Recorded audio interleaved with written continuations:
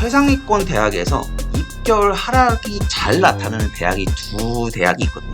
그것이 바로 한양대학교하고 이화여자대학교인데요. 한양대학교 같은 경우에는 처음 말씀드렸던 대로 대체할 수 있는 대학과 학과가 붙어있기 때문에 그래서 입결 하락이 발생을 하고요. 랑쌤TV 시청자 여러분 안녕하십니까, 랑쌤입니다. 오늘 제가 준비한 컨텐츠는 어느 정도 수능을 맞아야 이 대학을 갈 수 있는가. 오늘은 한양대 편인데요. 5월 말을 기준으로 대부분의 대학들이 수시, 정시, 입시 결과를 발표를 하고 있습니다. 정시 같은 경우에는 대학별로 각 과목의 100분위를 제시하거나 모든 점수의 100분위 평균을 제시하는 식으로 애매하게 점수를 보입니다. 이러한 이유는 딱 하나입니다. 실질적으로 이 학과의 순위가 드러나는 것이 대학들은 싫기 때문이에요. 제가 그래서 꽤 오랜 시간 작업을 했습니다. 특히 한양대학교 입시 결과를 보면은 평균 100분위로만 발표를 했기 때문에 실질적으로 어느 정도 점수에서 합격을 하는지 되게 애매하게 나타나 있습니다. 그래서 한양대학교 정시 입결에 대해서 제대로 한번 알려드리려고 합니다. 우선 2023학년도를 기점으로 한양대학교의 경우 상대적으로 입결이 많이 하락한 과들이 많습니다. 그 이유는 정시의 구조 때문인데요. 한양대의 경우 가군하고 나군 분할 모집을 하는데 분할 모집을 하는 학교가 성균관대가 있고요. 그리고 나군에 서강대가 버티고 있습니다. 가군에 연세대 고려대가 있어요. 그러면 이 5개의 대학이 맞물리게 됩니다. 그러다 보니까 상대적으로 한양대학교가 점수가 하락하는 경향이 있거든요. 이 말뜻이 무엇인지를 한번 성적표를 보면서 말씀을 드릴게요. 우선 첫 번째 성적표인데요. 이 학생은 현재 고려대학교 학생입니다. 그러면 한양대학교 점수에서 왜 고려대학교 합격한 친구의 점수가 필요하느냐. 한양대학교 나군에 상대적으로 가고 싶은 학과들이 많이 포진되어 있는데요. 여기서 학생들이 고민을 하는 거죠. 가군을 연세대나 고려대를 붙었을 때 나군을 매력적인 한양대학교의 학과를 붙었다. 그렇지만 대부분의 학생들이 고려대학교를 선택하기 때문에 그래서 추가 합격이 많이 돌고 상대적인 입결이 하락을 하는 그러한 상황이 벌어지고 있어요. 특히 진학사를 많이 활용을 하잖아요. 진학사에서 나오는 점수보다 상대적으로 한양대학교의 점수가 많이 하락을 하고 있다는 점을 여러분들이 잘 알아두셨으면 좋겠습니다. 이 학생의 점수를 들여다보면 상당히 잘 봤는데 영어가 3등급이죠. 영어가 3등급이었기 때문에 이 친구는 연세대학교 지원이 불가능합니다. 이 친구의 경우 수학이 139점 표준 점수를 받았죠. 100분위는 99. 그래서 이 학생의 점수로 고려대학교에서 어디를 갈 수 있는지를 찾아보니 기계공학부, 자율전공, 산업경영공학부, 생명공학부 나름 인기 학과들이 잡히게 됩니다. 수학 100분위 99가 상당히 파워풀한 거예요. 그래서 이 친구는 고려대학교의 진학사 기준 5칸으로 최초 합격을 했고요. 한양대학교는 이 친구가 데이터 사이언스 학과를 합격을 했는데 지금 보시면 평균 100분위가 94.19잖아요. 이 친구의 100분위 평균을 보시면 95.5가 되는데 이것만 보고도 이 친구는 충분히 합격할 수 있구나 이렇게 생각이 들잖아요. 근데 934.05가 진학사 마지막에 점수 컷이었어요. 이 학생은 한양대 점수로 941점 정도였고요. 그래서 데이터 사이언스 학과를 최초합을 했는데 2023학년도 최저 컷을 보시면 918점대까지 떨어지게 됩니다. 상당히 많이 떨어지고 있죠. 데이터 사이언스를 쓰는 학생들 같은 경우에 가군, 나군의 연세대, 고려대를 쓴 친구는 무조건 빠져나갑니다. 따라서 나군에서 추합이 많이 돕니다. 보시면 데이터 사이언스 학과와 생명과학과 같은 경우에 점수 컷이 상당히 낮죠. 진학사에서 여러분들이 모의 지원을 해서 잡은 점수보다도 급격하게 하락한 상황이 발생을 했거든요. 이것은 가군, 연세대, 고려대를 합격한 친구들이 나군의 한양대를 쓰기 때문에 그래서 이러한 현상이 발생을 한다는 것인데요. 2024학년도는 조금 조심하셔야 되는 것이 2023학년도 같은 경우에는 나군의 서울대가 있잖아요. 작년까지는 서울대가 투과목을 응시를 무조건 했었어야 되기 때문에 상대적으로 나군에서 안전지원으로 한양대를 지원할 수 있었거든요. 근데 2024학년도부터는 투과목 응시 제한이 폐지가 되었기 때문에 가군, 연세대, 고려대를 쓰고 나군의 서울대를 지원하는 친구들이 늘어날 것으로 예상이 됩니다. 그래서 여러분들이 한양대 생명과학 여기까지 떨어졌네? 이렇게 생각하고 들어가시면 올해는 입결이 무조건 올라갈 것이기 때문에 조심하셔야 된다는 것을 알고 계셔야 합니다. 그래서 이 점수를 가지면 다군에서 중앙대 전자전기까지 아주 널널하게 잡히는 그러한 점수대라고 볼 수가 있겠습니다. 수학이 100분위가 99인 게 상당히 파워풀했는데요. 그러면 또 다른 성적표도 한번 볼까요? 이 친구는 국어가 상대적으로 낮지만 수학을 만점 받은 학생입니다. 수학을 다 맞았기 때문에 이렇게 엄청난 표준 점수를 얻었거든요. 그래서 이 친구 같은 경우에 가군에서 한양대 융합전자공학과, 나군의 서강대 전자공학과를 써서 둘 다 합격을 했습니다. 사실 이 친구의 점수로 고려대학교도 합격할 수 있었습니다. 고려대학교의 융합에너지공학과, 화공생명공학과, 수학과를 합격할 수 있었는데요.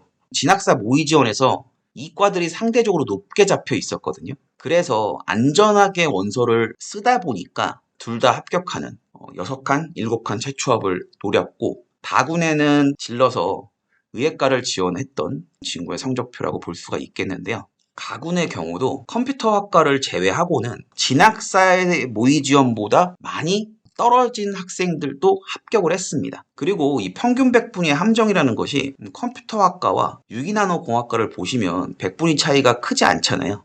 근데 최저컷 추정을 보시면 엄청나게 큰 차이가 나죠. 그래서 여러분들이 이 평균 100분위는 참고 자료로만 활용하셔야 합니다. 그래서 서성한 자연계열의 누적 100분위가 어떻게 되는지를 한번 쭉 나열을 해봤는데, 여기서 누적 100분위가 뭔지 명확하게 모르시는 분들도 있을 거예요. 누적 100분위는 쉽게 말해서 수능을 보고 표준 점수를 받은 것을 전국 1등부터 쭉 줄을 세웠다고 보시면 돼요. 실질적으로 각 대학마다 환산 점수들이 다르기 때문에 물론 누적 100분위도 100% 정확할 수는 없습니다. 하지만 어느 정도 위치에 내 점수가 존재하는구나라는 것을 가장 정확하게 볼 수 있는 자료가 이 누적 100분위이기 때문에 여러분들은 이 누적 100분위를 토대로 원서를 쓰셔야 하는데, 지금 보시면 가군하고 나군을 봤을 때 원서에서 서성한 라인이 서로 대체가 되는 학과들이 많습니다. 그렇기 때문에 이 점수대의 친구들은 안정적으로 합격을 할 수 있는 그러한 점수대라는 것을 여러분들이 알아두셨으면 좋겠는데요. 한양대학교 융합전자공학과 성균관대 공학계열을 합격한 친구의 성적표입니다. 100분위 평균을 보시면 이 친구는 96이고 위에서 봤던 친구는 91이죠. 그런데 단순 표준 점수의 합을 보시면 수학 100점을 맞은 친구가 훨씬 더 높아요. 그래서 누적 100분위가 아니라 각 과목이나 단순 100분위 합은 읽기는 편한데 정확한 잣대가 아니라는 것을 여러분들이 꼭 명심하셔야 해요. 이 친구도 원서를 안정적으로 쓴 친구예요. 그래서 이 친구가 만약에 고려대학교를 지원했다면 어디까지 쓸 수 있었을까 봤더니 상대적으로 수학이 96에 딱 걸린 것이 안타까웠었던 겁니다. 고려대학교 같은 경우에는 환경생태공학이랄지 바이오시스템의과학, 스마트보안학부, 수학교육과 이런 학과를 지원했으면 합격했는데 진학사에서 잡히는 모의지원 컷이나 고려대학교에서 발표한 70% 컷을 봤을 땐 이 친구는 고려대학교는 떨어지는 그런 상황이 되었을 거거든요. 그래서 확실하게 자기가 하고 싶은 학과로 지원하지 않았나, 이러한 성향이 드러나는 성적이라고 볼 수가 있겠습니다. 재작년보다 작년 그리고 올해 학생들 같은 경우에 최상위권에서도 교차 지원을 하는 친구들이 그렇게 많지 않다라는 것을 성적을 보면서 알 수가 있는데요. 만약에 고려대학교 인문계열 쪽으로 지원을 했으면 충분히 합격을 할 수 있는 과들이 많았었는데 자기가 하고 싶은 과를 선택했다, 이렇게 추정이 듭니다. 지금 한양대 정시 라인을 보고 있는데 계속 고려대학교가 걸리잖아요. 그래서 누적 100분위 4.6부터 6.8까지의 구간을 한번 쭉 정리를 해봤습니다. 바이오시스템 의과학부 같은 경우에는 재작년에 점수가 높았기 때문에 그래서 많이 점수가 떨어져서 이렇게 내려왔거든요. 그럼 올해는 조금 더 올라갈 것이라고 여러분들이 보시면 될 것 같고요. 수학교육과도 눈치 싸움에서 수학과로 몰렸기 때문에 입결이 이렇게 많이 하락했다는 것을 볼 수가 있습니다. 이번에 연세대도 상당히 입결이 하락이 되었어요. 그래서 연세대 기계공학과나 컴퓨터공학과, 화학과, 수학과 같은 경우에 서성한 라인과 같은 라인에 지금 위치하고 있죠. 그럼 이게 그대로 2024학년도에도 적용이 될까요? 정시는 절대 아닙니다. 점수가 올라갈 수밖에 없습니다. 인문계열 같은 경우에도 한양대학교에서 펑크라고 할 수 있는 입결 하락이 많이 일어났습니다. 최상위권 대학에서 입결 하락이 잘 나타나는 대학이 두 대학이 있거든요.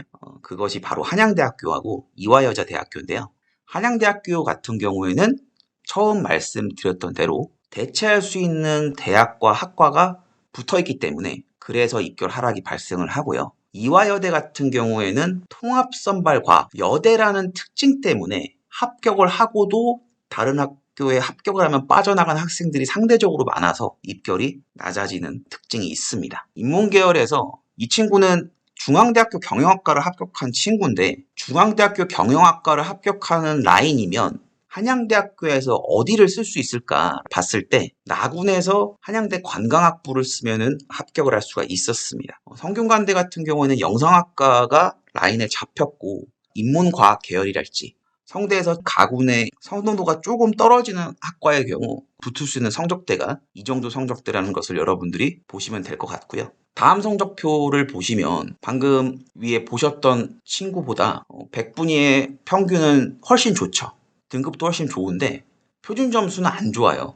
100분위의 합을 갖고 여러분들이 대학을 보시면 이것은 큰일 난다라는 것을 제가 강조를 하고 있습니다. 이 친구는 여학생이고 교차 지원을 한 학생입니다. 이 친구 같은 경우에 이번에 한양대학교 사회과학 계열이 펑크가 났어요. 펑크가 난 이유는 교차 지원을 하는 친구들에게 선호도가 덜 먹히는 학과, 경영학과, 통계학 이런 학과는 충분히 교차가 가능한데 사회과학 계열은 포지션이 애매합니다. 아예 학교를 무조건 올려치고 싶다라고 하면은 상대적으로 점수가 낮은 인문이나 어문 계열로 원서를 지원하기 때문에 그래서 이 사회학과가 입결이 하락을 했습니다. 2024학년도에는 이 정도의 입결 하락은 나지 않을 것이라고 보는데요. 이 점수를 가지고 이 친구는 진학사에서 3칸이었는데도 합격을 했습니다. 두 번째 학생의 경우는 위 학생보다 표준 점수가 좀 더 좋죠. 위의 친구는 교차 지원을 한 친구고